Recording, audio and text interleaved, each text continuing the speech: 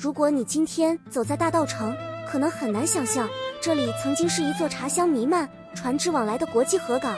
100多年前，一箱箱茶叶从这里被送上船，沿着淡水河走向世界。很多人记得大稻埕的茶商、洋行，也记得福尔摩沙乌龙茶如何打开国际名声。可是，在每一箱茶叶被封起来以前，都曾经过一双双女人的手。她们坐在茶叶堆前，把茶梗挑出来，把杂质筛掉，把最好的茶留下。她们被称为检茶女。今天，我想用一个女孩的故事带你看见她们。她叫阿丑。阿丑不是历史上确切留下姓名的人，而是许多检茶女的缩影。她从小就被叫做阿丑，不是因为她真的长得多难看，而是因为在那个年代，有些人相信孩子名字取得卑微一点比较好养，于是这个名字就这样跟着她长大。阿丑去洗衣，阿丑去煮饭，阿丑别站在门口，阿丑女孩子不要一直往外看。她很早就学会一件事，女人最好不要太显眼，不要想太多，不要说太多，不要让人说闲话。直到有一天，她在巷口看献祭的女人走过，她们衣服干净，头发梳得整齐，有人的发间还插着一小串茉莉花。她们手里拿着布包，脚步很快，像是要去一个很重要的地方。阿丑看着她们，忽然觉得那些女人走路的样子跟自己不一样。后来他才知道，她们是去茶行工作的检茶女。当时的大稻埕因为淡水港开港，洋行进驻，加上茶叶外销需求大增，许多茶行与茶厂在这里兴起。茶叶要走向世界，不能只靠茶商，也不能只靠码头工人。在装箱之前，还需要有人把茶梗、碎叶和杂质一点一点挑出来。这份工作需要细心、耐性，也需要长时间低头分辨茶叶。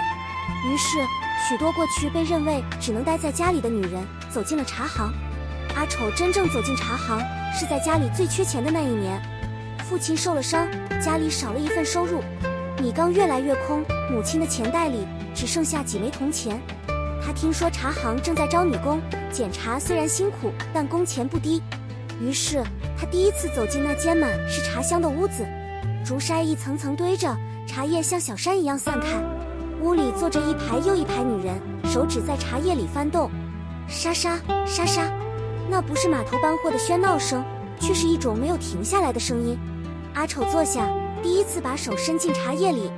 一开始他捡得很慢，可是慢慢的，他学会分辨茶梗、碎叶和杂质。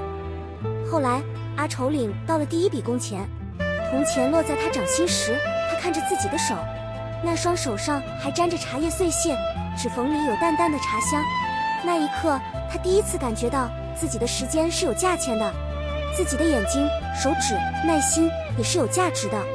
这些钱不是父亲给的，不是丈夫给的，也不是谁赏他的，是他自己一根茶梗、一片茶叶慢慢挑出来的。他把大部分的钱交回家，但有一天，他经过花饭摊，看见一串茉莉花，他站在那里看了很久。花不能填饱肚子，花不能治父亲的伤，也不能让家里的米缸变满。可是那一天，他摸了摸钱袋，最后还是买下了它。那不是一个很大的选择，却是他第一次用自己赚来的钱买了一样只属于自己的喜欢。隔天，阿丑把茉莉花戴在发间，走向茶行。茶行里的女人看见他，笑着说：“阿丑今天不一样了。”他不好意思地低下头。可是那一天，他低头不是因为害怕被看见，而是因为他第一次发现被看见也可以是一点点喜悦。但旧社会没有那么容易放过他们。当越来越多女人走进茶行，开始赚钱，开始打扮，许多人感到不安。有文人批评检茶女不学女工，不守妇道，街头上也有男人用难听的话嘲笑他们。他们暗示这些女人边检茶是不是也边物色男人。阿丑第一次听见这样的话时，整个人僵住。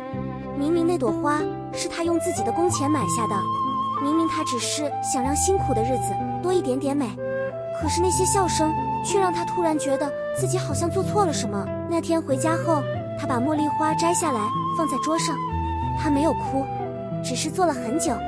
可是隔天清晨，阿丑又坐到镜前，桌上放着那串有些前调的茉莉花，外面天还没亮，远处码头已经转来搬货的声音。他看着镜中的自己，那张脸仍然是他熟悉的脸，那个名字也仍然是他从小被叫到大的名字，阿丑。可是这一次，他没有躲开自己的眼睛，他拿起茉莉花，慢慢插上发间，然后他拿起布包，推门走出去。也许还是会有人看他，也许还是会有人说话，也许那些嘲笑不会立刻消失。但这一次，阿丑没有把花摘下来，他走进茶行，坐回茶叶堆前，手指伸进茶叶里，挑出茶梗，筛掉杂质，留下好茶。后来大稻埕的茶叶一箱箱被封起来，送往港口，走向世界。人们记得茶商、洋行和茶金岁月，可是在那些被记住的繁华背后，也有许多没有留下名字的女人，她们的手曾经碰过那些茶叶，她们的工钱曾经撑起一个家庭，她们发间的花也曾经让旧社会感到不安，因为那朵花代表的不只是爱美，而是女人第一次用自己的收入替自己做了一个选择。茶叶把大稻埕送向世界，而阿丑以及像阿丑一样的检茶女，则在茶香里替台湾女性挑开了一条通往自己的路。她们检出的不只是茶叶，也是自己人生里那一点点不愿再被藏起来的自由。